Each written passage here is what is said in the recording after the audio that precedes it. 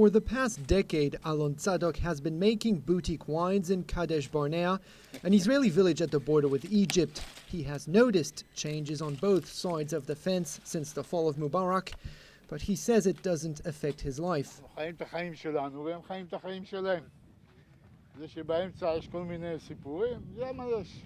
Israel fought the Egyptians back in 1973, but Alon says that those days are long gone. He remains distrustful of the guards on the other side, but wants to show us that nonetheless, relations are good between him and them. And this is how he makes his point over a glass of his own vintage. Ya Muhammad! Kif halak? Alhamdulillah. I don't think that they want to make war, or they want the war, or they want the people as us. They want to live. They want a good life. Just a few seconds later, however, it becomes clear that not everyone shares Alon's opinion. Israeli authorities closed off this area ever since the attacks that took place last August. Armed men came from the other side of the border and killed 8 Israelis on a road nearby. Before we know it, we are surrounded by Israeli soldiers who have come to remind us that we shouldn't be here.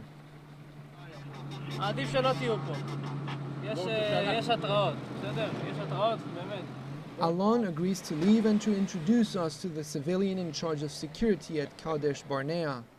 This man doesn't like the idea of not knowing or understanding what's going on in Egypt.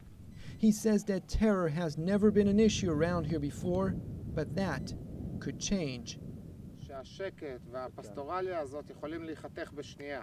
במעבר, בהליכה של 3 עד 4 דקות להגיע ליישוב, ואני כן מתייחס בצורה מאוד מאוד רצינית, בעיקר להצהרות או להתראות.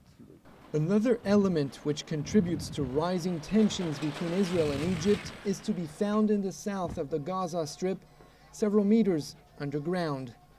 These tunnels have become increasingly difficult to film. Hamas, which controls the Gaza Strip, no longer wants any journalists down here. These passageways have come under heavy scrutiny, especially since Israeli authorities declared that some of the members of the different factions operating in the Palestinian enclave are using them to cross from Gaza into Egypt.